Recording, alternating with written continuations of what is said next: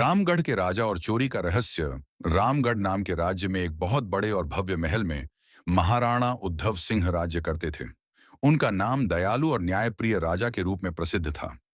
गरीबों और जरूरतमंदों की मदद करना उनका सबसे बड़ा धर्म था। एक दिन महाराणा उद्धव सिंह अपनी पहचान छुपाकर आम लोगों के बीच घूमने का निश्चय करते हैं। वे राजा का वेश छोड़कर एक साधारण मुसाफिर की तरह निकलते हैं। शाम का समय था और अचानक तेज बारिश शुरू हो गई। दौड़ते दौड़ते वे पास की एक छोटी कुटिया तक पहुंचे, जहां रामू नाम का किसान अपनी पत्नी और छोटी बेटी के साथ रहता था।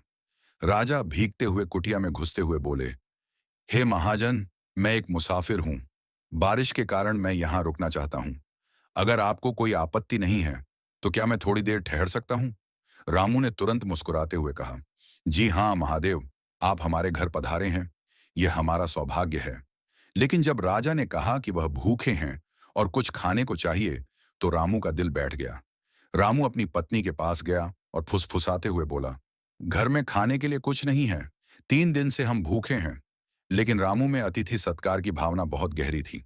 उसने फैसला किया, हम भूखे हैं, लेकिन कोई भी आए, अतिथि को हम खाली हाथ नहीं भेज सकते। मैं पास की दुकान से थोड़े चावल ले आता हूँ। रामू चुपके से दुकान से चावल लेकर आया और राजा को खिला दिया। राजा चावल खाने के बाद महल लौट गए। अगले दिन दुकानदार ने देखा कि उसके चावल गायब हैं। गुस्से में वह महाराणा उद्धव सिंह के पास शिकायत लेकर आया। महाराज, रामू किसान ने मेरी दुकान से चावल चोरी किए हैं।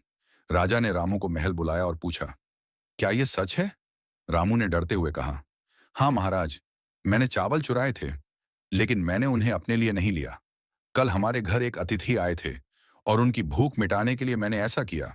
दुकानदार ने गवाही दी, जी महाराज, मैंने उसे चोरी करते हुए देखा। राजा ने गंभीरता से कहा, तुमने उसे चोरी करते हुए देखा, लेकिन इतनी दिनों से भूखे नहीं देखा।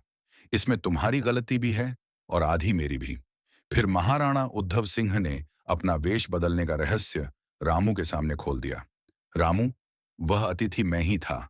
तुम्हारी निस्वार्थ सेवा और मेहमान नवाजी ने मुझे बहुत प्रभावित किया। तुम्हारी ईमानदारी और दया को देखकर मैं खुश हूं। राजा ने रामू को 1000 सोने के सिक्के भेंट किए और घोषणा की, सच्चाई और निस्वार्थ सेवा हमेशा जीतती है। अगर आपको यह वीडियो पसंद आई है तो दोस्तों, चैनल को सब्सक्राइब करें